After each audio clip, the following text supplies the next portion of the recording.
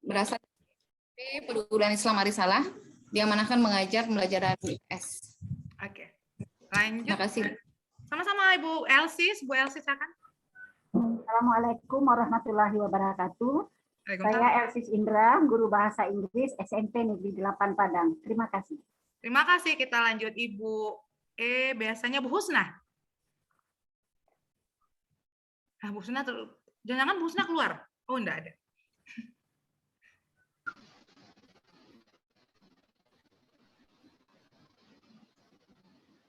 Oh, Bu Amelia temannya Bu Ria. Oh, mantap, pantasan hebat. Oke. Bu Husna suaranya mana? Oke, Mam, come on. Udah cantik banget ini.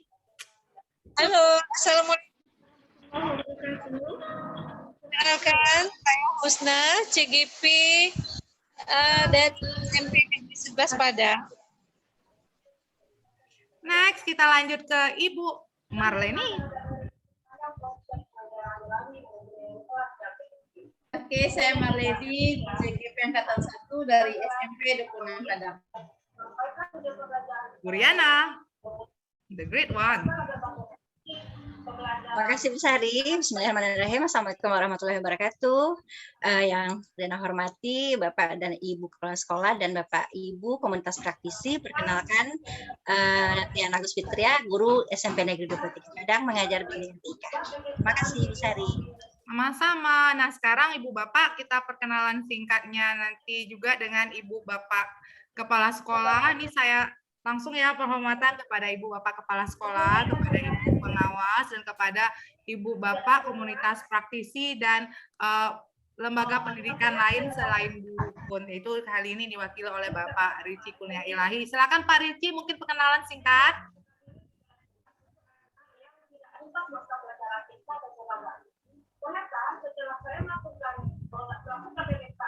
Suaranya Pak Rici nggak kedengar.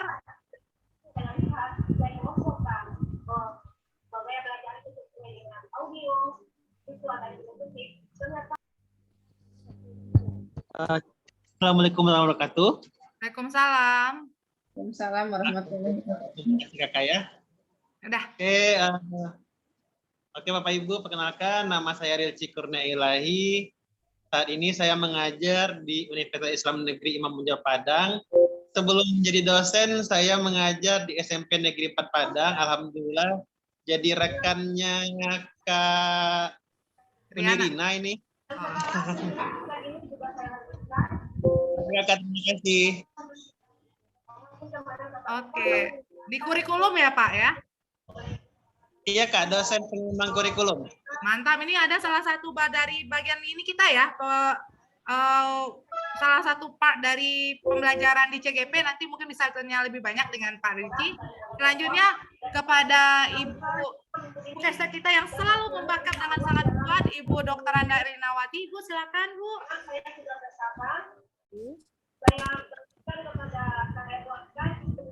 Suara Ibu belum? Oh, udah, silakan. Suara Ibu belum terdengar jelas.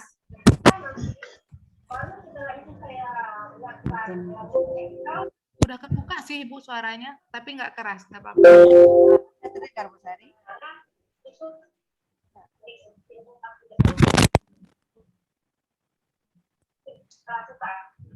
Assalamualaikum warahmatullahi wabarakatuh. Waalaikumsalam Ibu.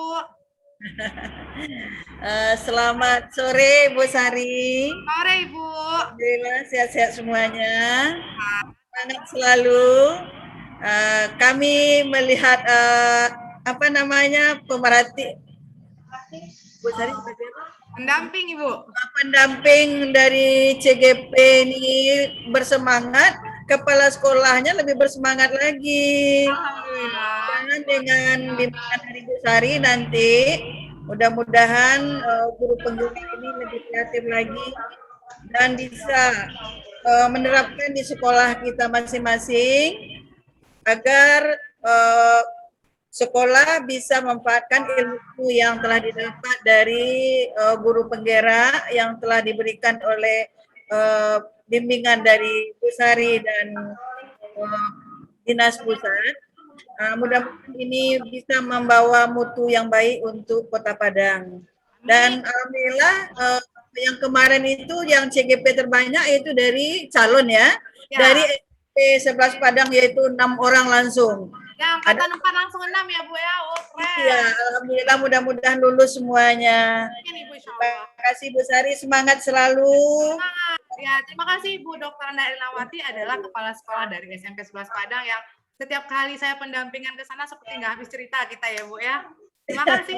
Selanjutnya ini Bapak Yusuf Mulia SS, sudah saya silakan ini kalau pergi ke tempat beliau. Silakan Pak Yusuf. Itu mendangan sih bisa enak. Kalau mengecek enggak kan. Baik, Assalamualaikum warahmatullahi wabarakatuh, Bapak Ibu semua. Terima kasih atas kesempatan dan waktu yang diberikan. Semoga kegiatan sekolah penggerak dan guru penggerak ini bisa berjalan lancar. Perkenalkan saya Yusuf Mulia, Kepala Sekolah SMP Perguruan Islam Arisalah. Guna ada pakai HP, nak. Oke. Apa Saya lagi, Bu dengar Sari? angkatan 4 juga banyak dari Arisalah sekarang ya Pak ya. Yang dari Arisalah, karena kita sudah 2 unit, dari Putra itu ada berempat kalau tidak salah. Kemudian dari Putri juga ada berapa, totalnya mungkin sekitar 7 atau 6 gitu lah Bu. Ya, dari SD juga. Aduh, saya senang sekali. SD Terima juga kasih ada. Pak untuk terbukaan dengan program kita ini. Keren. Ya, kita sangat mendukung dan apresiasi dengan program pengembangan pendidikan yang difasilitasi pemerintah ini. Dan satu lagi, selamat Bapak terpilih sebagai sekolah penggerak, ya kan Pak Oh ya? ya, terima kasih Bu. Sama kita nanti ya. Oke, Ya. terima kasih. Kita lihat nanti Bu Ria akan bergabung dengan kita. Nah, sesuai dengan aturan main nih, kita udah mulai Ibu Bapak sekalian. Mungkin Ibu Bapak pernah melihat yang namanya lomba kompetisi tesis, di mana kita berbicara 3 menit membicarakan apa yang kita kerjakan. Kenapa apabila kita tidak, apa yang terjadi bila kita tidak lakukan, terus kenapa kita lakukan, apa tujuannya dan apa tantangan di sana, gimana solusinya. Ini saya udah disiapkan berapa orang? Dari sebulan ini, lebih ya sebulan ya. Berapa orang? 2. Saya mungkin memohon izin membuat beberapa ibu yang mungkin terlupa ngomongnya. Oke, kita mau lihat nih siapa yang 3 orang pertama. Nanti Pak Ricci siap ya Pak Ricci ya, karena berdua dengan Bu Ria. Jadi 3 dulu CGP, tambah nanti Pak Ricci. Nanti kita akan diskusi beberapa menit, baru 4 selanjutnya. Siap? Mohon maaf Bu Sari, Bu. Kayaknya belum perkenalan. Oh siapa? Ibu Mai apa? Mayur. Maaf Ibu. Ibu Mai, silakan Bu Mayurni. Maaf ya Ibu. Terima kasih Bu Amel. Silakan di unmute Ibu. Oh, Ibu mohon maaf ya Ibu ya. Aduh ya Allah, Sari ini. Nanti nggak boleh Sari main ke tempat Ibu lagi. Ayo Ibu silakan. Ya, terima kasih Bu Amel ya, Bu Sari atas kesempatannya ya. Selamat sore, Assalamualaikum warahmatullahi wabarakatuh. Waalaikumsalam Ibu. Iya, senang sekali dengan ada kegiatan ini. Alhamdulillah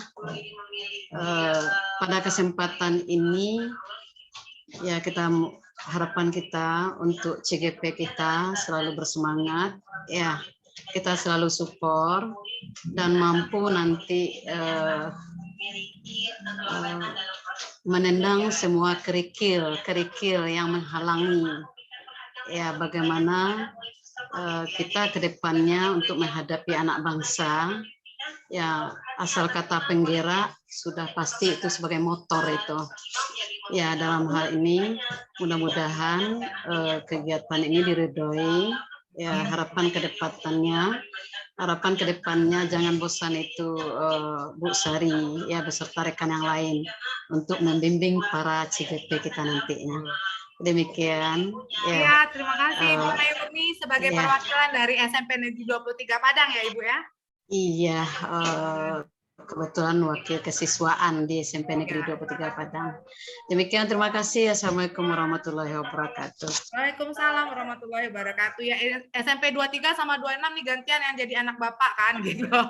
Oke, terima kasih. Nah, Ibu Ria tadi sedang izin ke kamar mandi, nanti kita lanjut aja. Nah, silakan para amazing team yang udah bersiap. Nah, yang nomor 1 siapa? Nggak jadi rapat nih tadi. Oke, kalau gitu kita lanjut langsung ya. Amazing team, silakan dimulai dari awalannya Bu Amelia, dilanjutkan lagi nanti dengan Bu Elsis, dilanjutkan nanti dengan Ibu Marleni. Silakan lanjut Pak Ricci. Waktu dan tempat dipersilakan 3 menit, Sari hitung waktunya. Terima kasih. Assalamualaikum warahmatullahi wabarakatuh, Bapak Ibu hebat semua. Terima kasih atas waktunya untuk sedikit berbagi tentang program yang berdampak pada murid, yang salah satunya saya melakukan penerapan pembelajaran berdiferensiasi di kelas-kelas saya. Ini berangkat dari image yang berkembang di siswa-siswa saya, termasuk ketika saya juga bersekolah dulu, bahwa pembelajaran IPS, khususnya sejarah, itu enggak asik dan membosankan. Ya, maka berangkat dari sini saya tertantang untuk menampilkan pembelajaran yang menarik, menyenangkan, dan juga bermakna bagi siswa saya. Kemudian saya mengadopsi dari salah satu program televisi, yaitu tentang talk show, sehingga saya membagi siswa-siswa saya menjadi beberapa kelompok, kemudian mereka berbagi tugas sebagai host, sebagai pakar sejarah, dan mereka memberikan gelar sendiri sesuai dengan kepakarannya, kemudian juga ada bintang iklan untuk menjeda iklan ketika sebelum sesi pertanyaan. Mereka juga saya bebaskan untuk memberikan nama TV-nya, jadi yang sudah ada di sekolah saya itu seperti History TV, ada Rancak TV, bahkan ada Ota TV gitu. Kemudian saya juga memberikan mereka meminta mereka memberikan slogan TV-nya. Jadi kalau History TV tadi slogannya ceritakan kisahmu di sini katanya. Atau kalau yang Ota bukan sembarang Ota gitu ya. Itu juga menambah keseruan ketika belajar.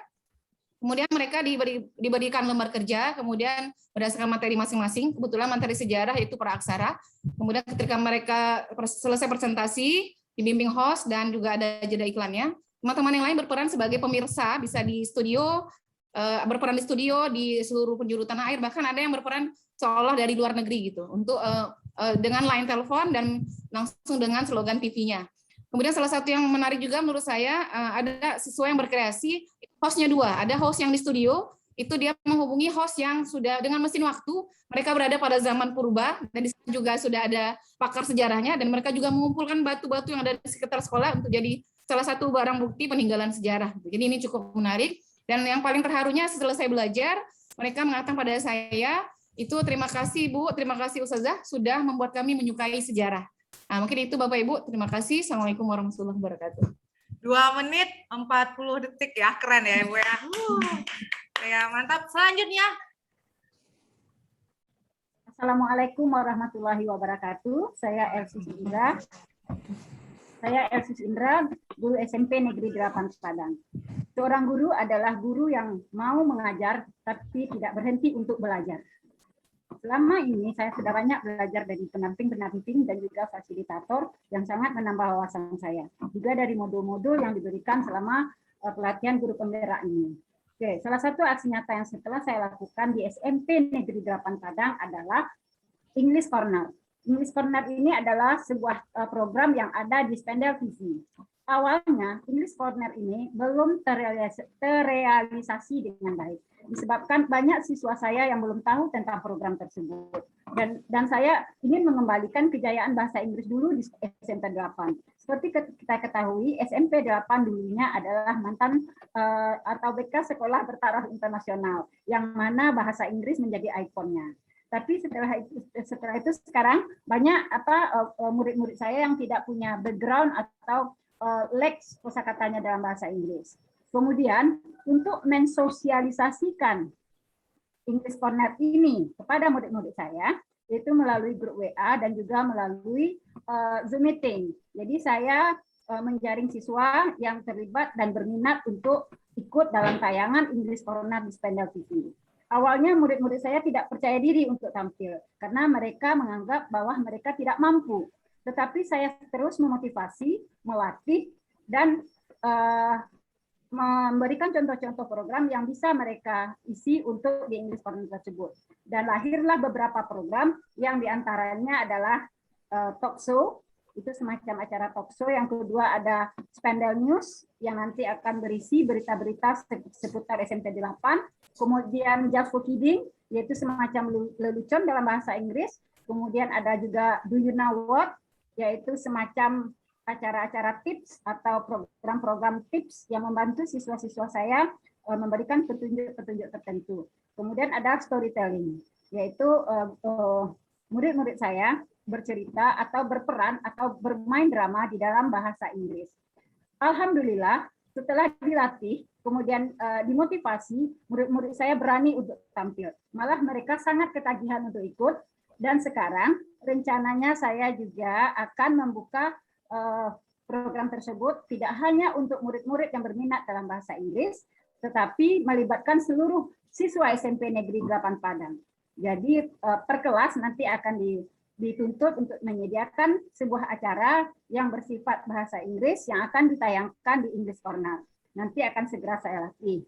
Kemudian akhirnya saya sangat berterima kasih karena sudah ada tayangan yang bisa ditampilkan di English Corner. Murid saya bisa. Terakhir, guru sejati adalah guru yang bisa membuat muridnya percaya akan kemampuannya sendiri dan bangga melihat perkembangan muridnya sekecil apapun itu. Itu saja, terima kasih, thank you. Assalamualaikum warahmatullahi wabarakatuh. 3 menit, next. Bu Marleni. Unmute dulu.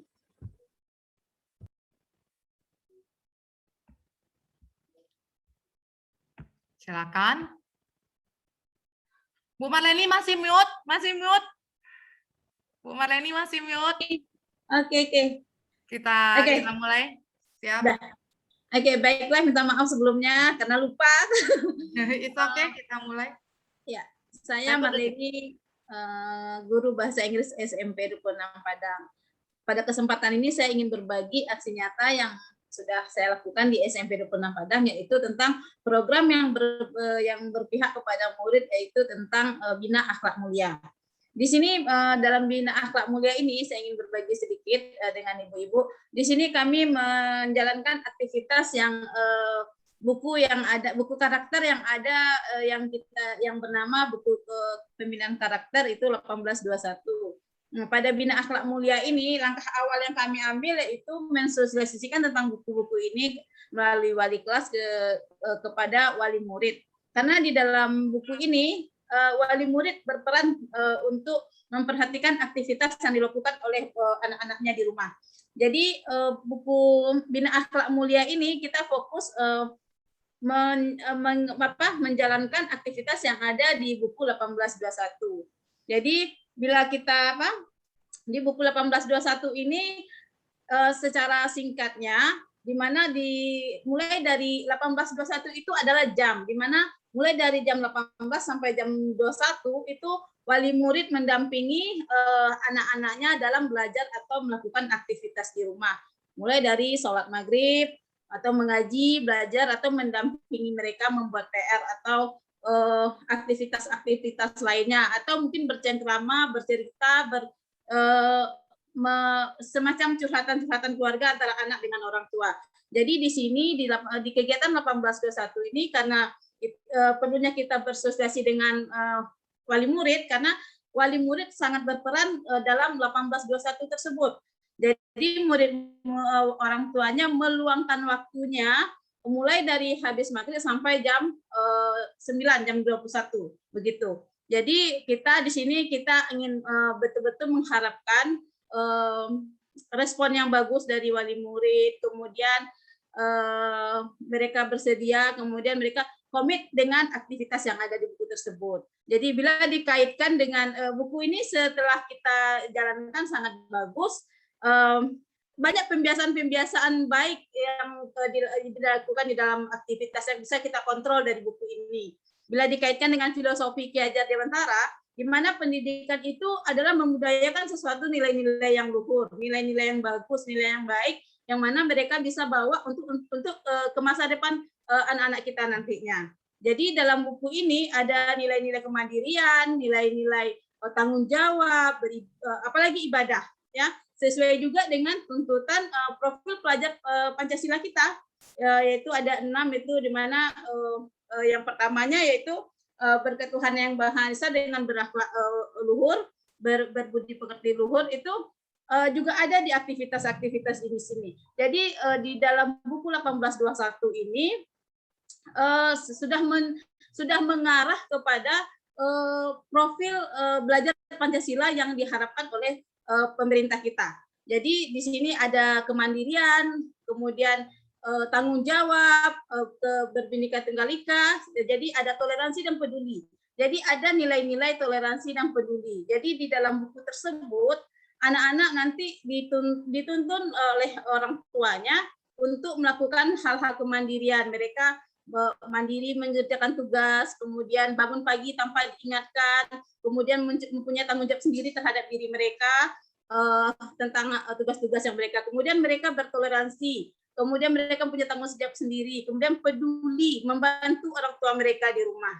Jadi di dalam 1821 ini kita melakukan kerjasama langsung dengan orang tua, di mana mereka orang tua yang betul-betul menyediakan waktunya dan bersedia meluangkan waktunya dan memperhatikan aktivitas mereka yang ada di dalam buku tersebut. Jadi harapan saya terhadap buku ini, mudah-mudahan aktivitas ini Bina Akhlak Mulia ini dengan kerjasama dengan wali murid dapat berjalan dengan baik, sehingga pendidikan kita sesuai yang diharapkan dengan Bapak Ki Hajar Dewantara, memudayakan nilai-nilai luhur dan akhlak mulia untuk mempersiapkan masa depan murid-murid kita yang lebih baik. Terima kasih, minta maaf waktunya lewat. Emang lewat waktunya, oke, tapi ini. Ayo, berarti latihan lagi ya. Oke, selanjutnya Bapak Rici. Jadi Ibu Bapak bersiap, setelah ini kita akan buka diskusi dari 4 pembicara 3 menit kita. Nanti kita akan buka diskusi kurang lebih selama 10 menit. Silakan Bapak Rici, saya penasaran nih dengarnya. Cek. Ceknya diterima. Terdengar Kak Sari? Terdengar, ceknya diterima, terdengar, jelas. Mungkin saya hanya sedikit sharing ya tentang tokoh pendidikan yang menginspirasi saya selama menjadi guru dan dosen. Ada 2 orang tokoh yang saya inspirasikan. Yang pertama yaitu Muhammad Syafi'i.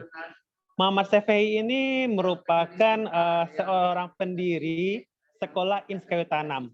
Ya, di M. Syafi'i ini menerapkan 3 filosofis dalam pendidikannya. Yang pertama yaitu filosofisnya alam tak kambang jadi guru. Ya, bahwa di alam ini merupakan sumber-sumber ilmu pengetahuan yang kita bisa manfaatkan. Terus yang kedua adalah jangan minta buah mangga kepada pohon rambutan, tetapi jadikan setiap orang itu berbuah manis. Jadi maksudnya di sini kita tidak bisa mengkotak-kotakkan bahwa si A harus pintar matematika, si B harus pintar fisika, si C harus pintar biologi dan sebagainya. Tapi setiap orang itu punya sebuah kelebihannya masing-masing. Seperti itu. Jadi kita tidak bisa menggeneralisasikan besar diri kita. Oke. Terus filsafat yang ketiga adalah engkau jadilah engkau.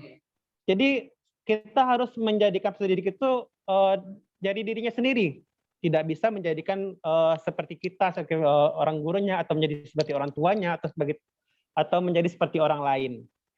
Terus selain itu M. Syafi'i juga menerapkan yang namanya tungku tigo sajarangan. Jadi ketika kita melaksanakan pendidikan itu kita harus bisa mengolah otak ya, mengolah hati dan mengolah otot. Jadi otak itu digunakan untuk berpikir, terus otot itu diwujudkan untuk membentuk karya, dan hati itu untuk memproses bagaimana menjadi seorang manusia seutuhnya. Oke, itu inspirasi saya yang kedua adalah Rahmah El-Yunusiah. Jadi Rahmah El-Yunusiah ini berpikir pada zaman dahulu itu kan perempuan di Minangkabau itu hanya melaksanakan perannya 3 ur. Kasur, sumur, dan dapur. Jadi Rahmah El-Yunusiah berpikir, kenapa perempuan di Minangkabau itu tidak bisa juga berpendidikan tinggi?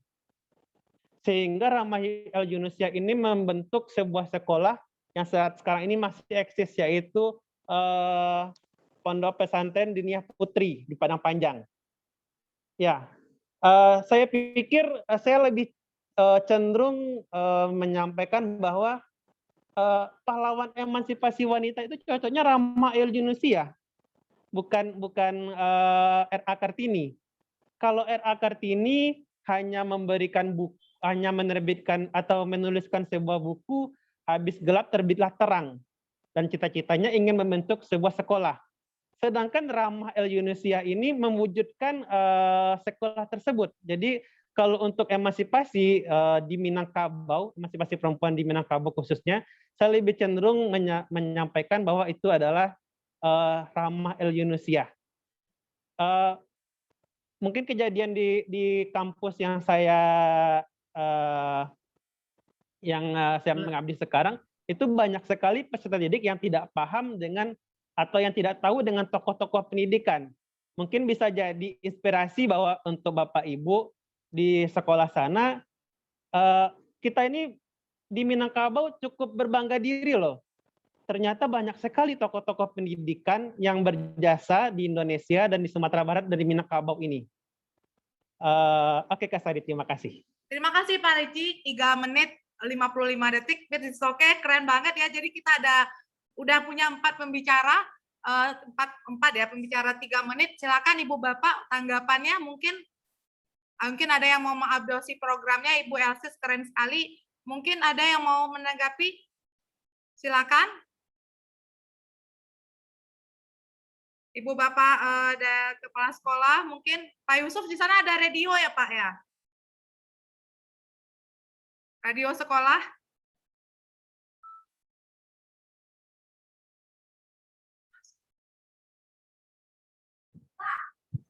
Gimana, Bu?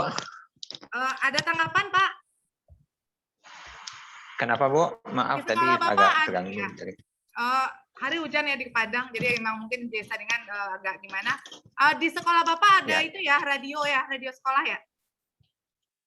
Ada radionya, tapi memang ini radio kerjasama bagian punya sekolah dan bagian dakwah sosial.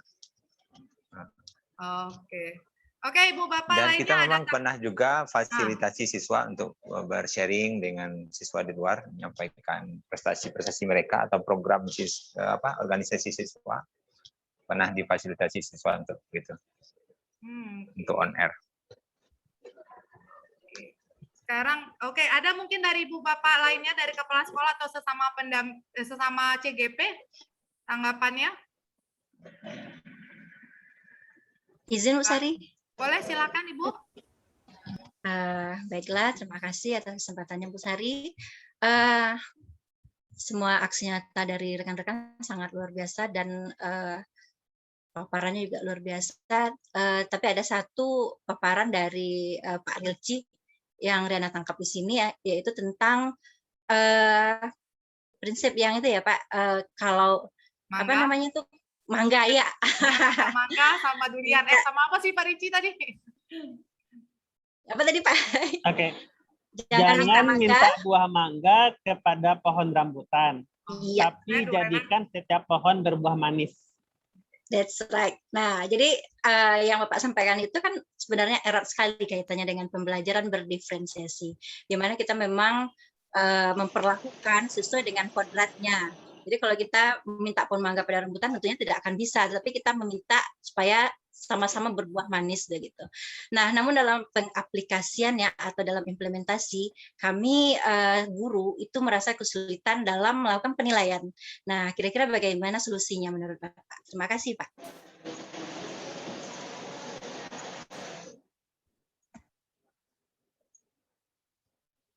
Mungkin penilaian yang dimaksud Bu Oriana ini tentang penilaian yang mana Bu Oriana? Kalau penilaian produk kita tetap ada rubriknya, nah Pak Rilci. Oke, mungkin langsung Pak Rilci. Pembahasan awali dengan pemikiran kita, pada pemikiran kita. Oke, terima kasih. Boleh ditanggapi Kak Sari ya? Ya, lanjut Pak Rilci. Oke, kalau untuk penilaian saya lebih cenderung penilaiannya penilaian proses. Kenapa? Setiap individu kita itu melakukan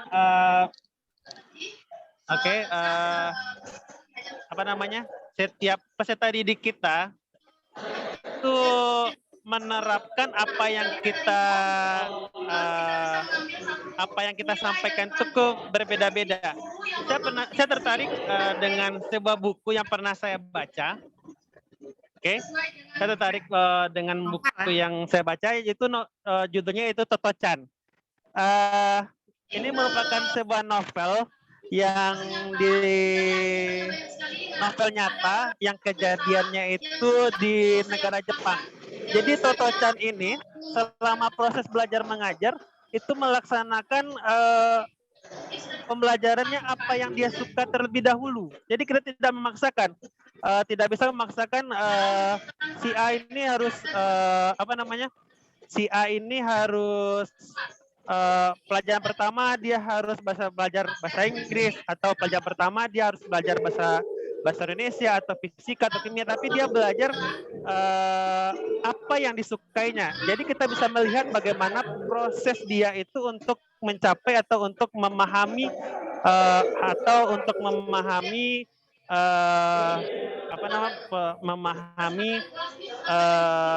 pembelajaran yang kita berikan. Oke ya, Kak Sadia, terima kasih. Terima kasih Pak Riki.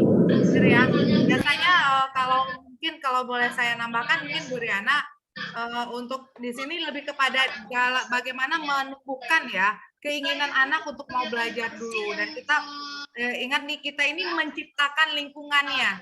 Jadi mereka itu ibaratnya bibit, jadi kita membuat lingkungan belajar itu menjadi cocok dengan mereka. Makanya kan kita ada pemetaan kemarin ya Ibu, ada anak kita yang suka visual, ada yang suka audio, dan ada suka kinestetik. Jadi fokus ke sana. Untuk penilaian mungkin sama tentang kalau penilaiannya udah berupa angka, itu mungkin kita masih ada challenge untuk di sana. Tapi kalau untuk produk, kemarin kan ada diferensiasi produk, itu kan kita bisa berpatokan kepada rubrik. Misalnya kita lihat dari kontennya udah dapat belum, udah menarik nggak kalau yang dibikin. Jadi mungkin walaupun dia bikinnya mind map, kalau dia bikin video, kita udah punya rubrik tertentu yang bisa membuat kita itu berpatokan dalam pemberian nilai. Oke. Selanjutnya ini udah ada peringatan dari pusat bahwa kita akan kembali 16.10. Kita akan ikut ke gelombang kedua. Ke gelombang kedua ini akan ada Bu Husna, ada Bu Riana, kemudian ada Bu Ria, bisa? Silakan Bu Husna dengan Ibu Riana. Jadi perkembangan teknik yang lanjut sekarang ini itu saya Bu Husna, suara masih mute. Oh, ini ada tanggapan dari Bu Ria tentang penilaian, tadi akan dibaca juga nih di grup. Oke, silakan. Assalamualaikum warahmatullahi wabarakatuh. Waalaikumsalam. Kali ini saya akan menyampaikan tanggapan atau aksi yang dilakukan ini, Mem.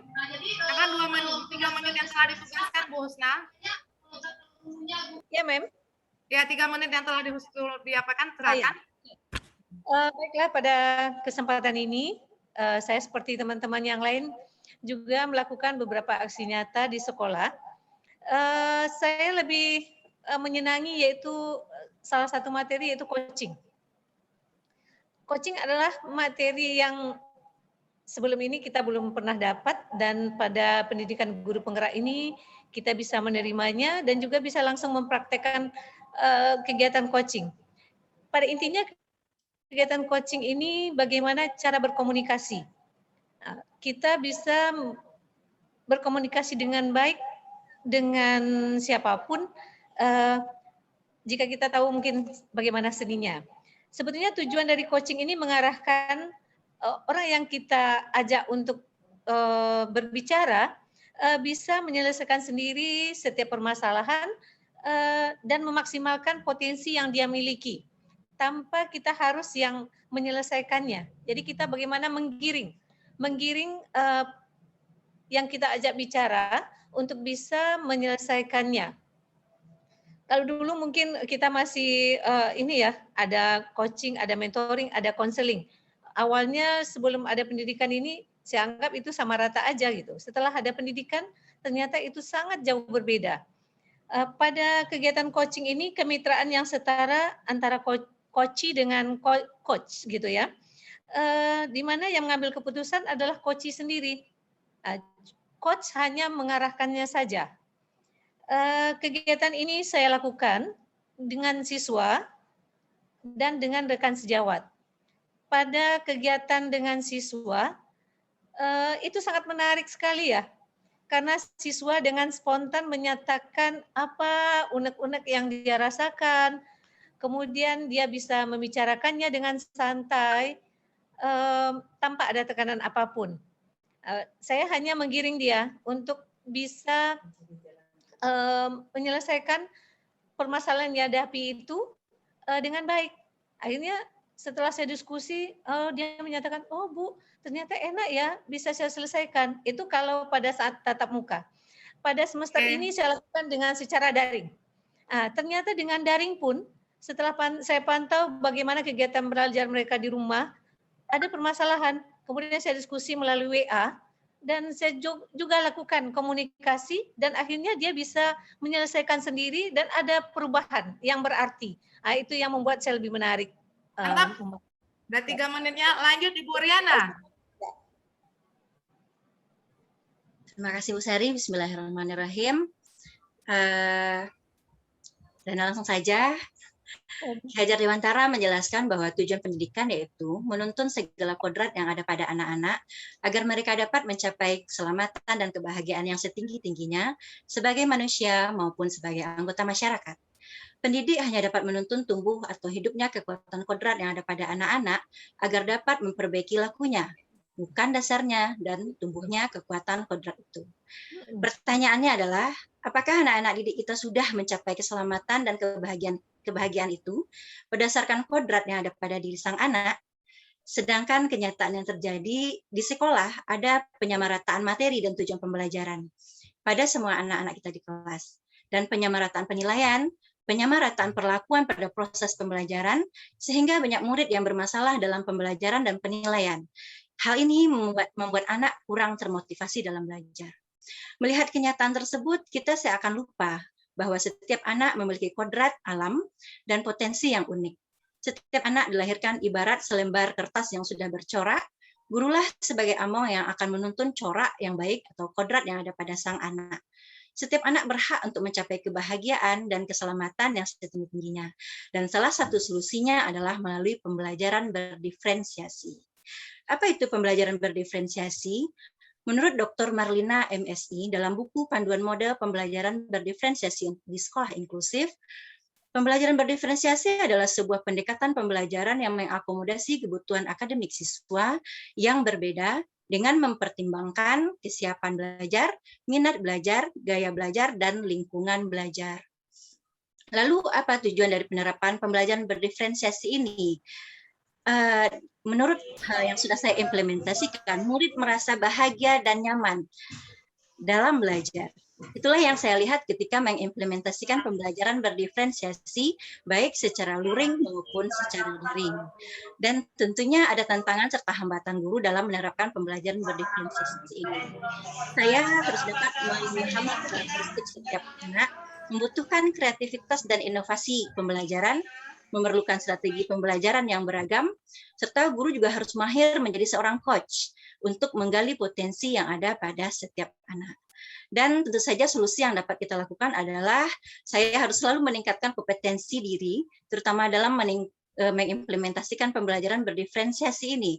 Kita dapat memberdayakan komunitas praktisi yang ada di sekolah, berkolaborasi, bekerja sama dan bergotong royong, menanamkan mindset yang positif dan open-minded, dan tetap semangat serta pantang menyerah menjadi guru pembelajar. Jadilah guru pembelajar yang suka belajar, karena sejatinya kita sedang belajar sambil mengajar, because every student special. Terima kasih Bu Sari. Terima kasih. Selanjutnya kita kepada Ibu Anissa, silakan. Baik, terima kasih Kak Sari, terima kasih juga ini ada Bapak Ibu semua. Mohon maaf saya baru masuk, saya baru pindah dari room sebelumnya. mungkin untuk mempersingkat waktu, terima kasih Bapak Ibu semua yang saya hormati, terima kasih kesempatannya. Perkenalkan, nama saya Anissa, saya di sini adalah perwakilan, kalau saya sebenarnya bukan dari satu komunitas, tapi sosial media Sumbar adalah forum komunikasi komunitas yang menaungi koordinasi dari beberapa komunitas. Dan kami sebenarnya berdirinya itu sudah sekitar 10, hampir 11 tahun yang lalu, itu 10 tahun yang lalu tepatnya. Kalau 11 tahun yang lalu itu Info Sumbar. Jadi kami dulu saling support dengan Info Sumbar. Awalnya adalah komunitas yang berdiri, forum komunikasi yang berdiri atas inisiasi dari followers Info Sumbar gitu. Dan kebetulan teman-teman semua punya background yang berbeda. Contohnya ada komunitas pendidikan, komunitas IT, komunitas berbagi, komunitas yang juga fun seperti komunitas fans club musik, fans club sepak bola, dan lain-lainnya. Dan tujuan dari kami mendirikan forum komunikasi ini adalah bagaimana supaya tetap bisa saling berkolaborasi. Karena hanya berdiri di satu komunitas aja, biasanya kalau hanya satu komunitas yang bergerak, komunitas tersebut dia bergeraknya tentu hanya mengikuti dengan anggota yang ada. Dan pada saat itu beberapa komunitas baru lahir, anggota cuma ada 5-10 orang. Sedangkan yang pergerakan yang diharapkan adalah pergerakan yang lumayan besar, jadi tidak mungkin bergerak sendiri. Jadi dengan adanya forum komunikasi ini, kita saling berbagi informasi bahwasanya mungkin contoh ada komunitas A lagi presentasi atau sedang ada acara di suatu tempat. Kemudian komunitas lain langsung ikut ke sana. Nah, fungsi dari forum komunikasi ini adalah untuk mensupport semua komunitas. Dan tentu tidak hanya kita mensupport yang lain, ada saatnya kita disupport oleh teman-teman yang lain. Dan bagi saya sendiri untuk komunitas ini, fungsi dari komunitas ataupun forum komunikasi komunitas adalah untuk pergi jaring, dan juga untuk mengaktualisasi diri, karena kita menambah teman pastinya, karena ada teman-teman baru, kita juga menambah ilmu baru, dan yang paling penting sebenarnya adalah untuk punya teman di mana aja. Mungkin Kak Sari atau Bapak Ibu semua juga merasakan ketika pergi kemana-mana, ya ternyata temannya ini lagi gitu. Dan bagaimana caranya tetap bisa berkumpul gitu. Kita semua memiliki sebenarnya rasa memiliki yang sama terhadap komunitas tersebut. Karena biasanya alasan dari beberapa orang keluar dari komunitas, biasanya kalau mungkin itu komunitas kampus, mungkin alasannya adalah karena lulus gitu, ataupun komunitas sekolah itu karena lulus sekolah.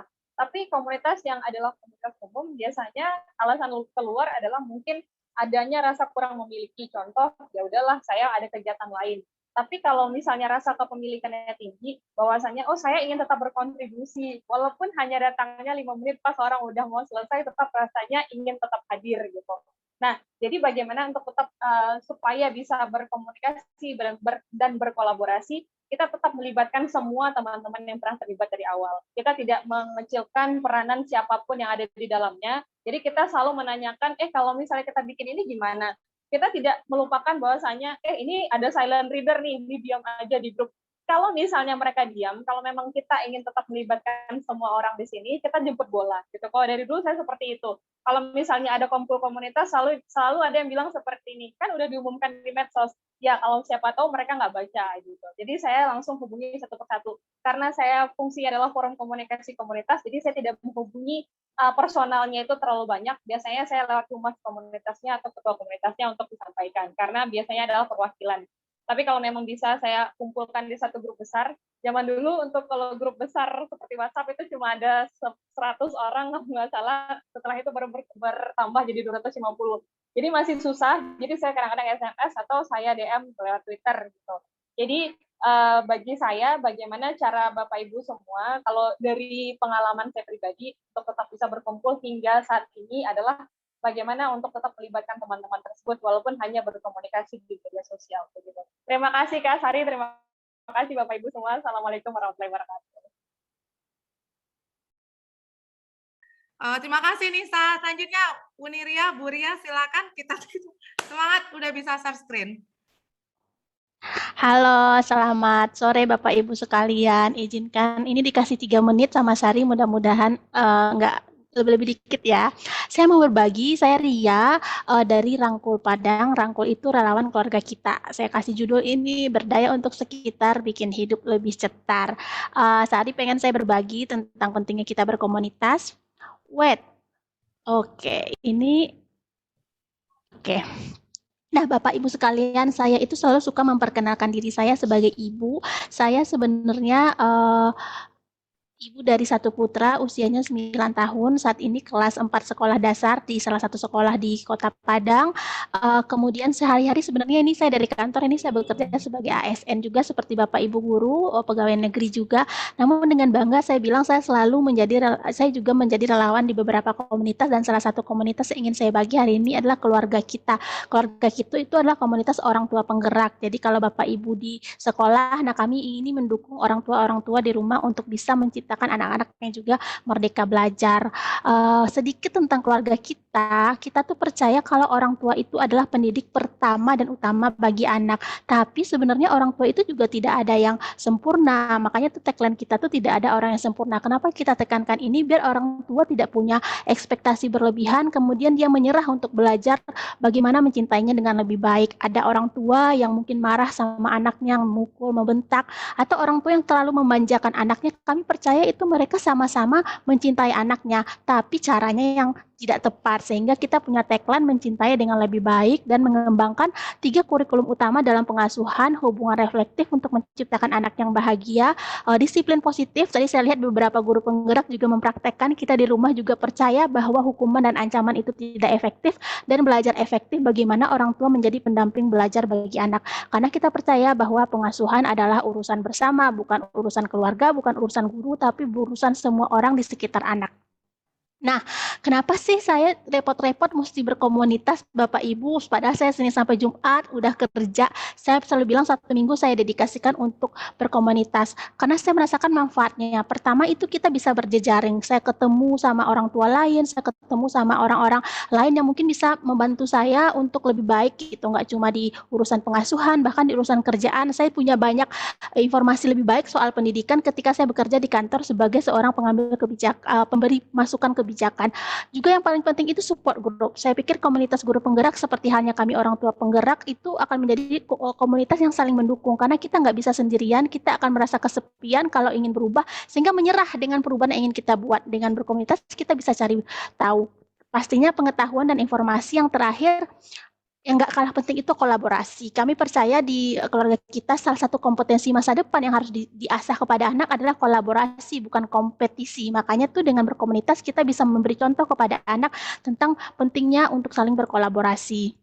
Saya ingin mengajak juga nih Bapak Ibu di sini untuk mungkin bisa menemukan satu komunitas atau bikin komunitas sendiri ya. Mungkin setelah ini guru penggerak juga sudah banyak komunitas guru-guru yang luar biasa. Biasanya yang susah itu memang keluar zona nyaman, karena kita merasa tuh kita baik-baik aja.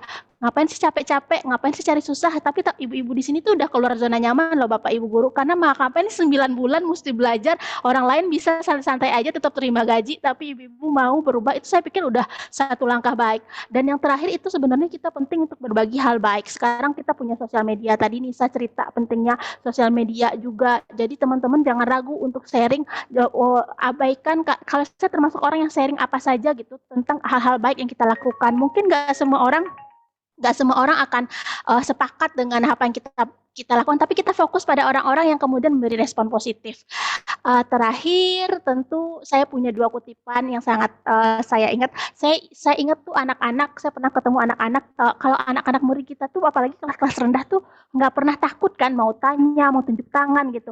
Mereka nggak apa-apa, nggak tahu apa-apa, tapi mereka mau. Jadi it's okay to not know anything. Kita nggak apa-apa, nggak tahu semuanya, tapi nggak oke gitu kalau kita nggak mencoba hal baru.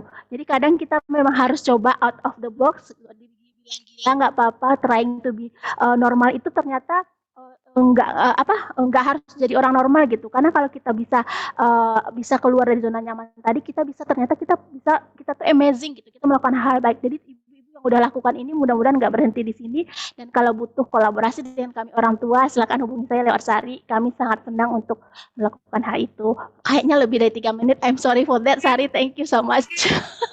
Thank you so much. Oke, ibu-ibu bapak semua, kita udah ditunggu di main room. Saya ucapkan terima kasih nih gabungnya. Ibu Yani mohon maaf belum bisa menyapa. Terima kasih banyak ibu bapak, kita bisa lanjut nanti bergabung di dalam grup kalau masih mau lanjut. Bu Yani, sehat-sehat Ibu. Mohon maaf nih agak kita dikejar waktu Ibu Yani, atau ada sesuatu yang mau lanjut. Enggak. Saya hanya mau aja, lihat saja, Bu. Oke, terima kasih. Terima kasih Terima kepada kasih. Ibu Bapak Kepala Sekolah semua, Ibu Yani terspesial fasilitator kita, Ibu Bapak Komunitas, Ibu Ria dan Bu Nisa, thank you so much di tengah kesibukannya yang terpaksa 2 layar berapa layar, Pak Ricci juga sukses untuk selalu jaga kesehatan. Kita bisa lanjut ya di grupnya, kita ditunggu. Assalamualaikum warahmatullahi wabarakatuh. Senang menjadi bagian dari kita semua. Yuk kembali ke ruangan. Saya udah ditunggu.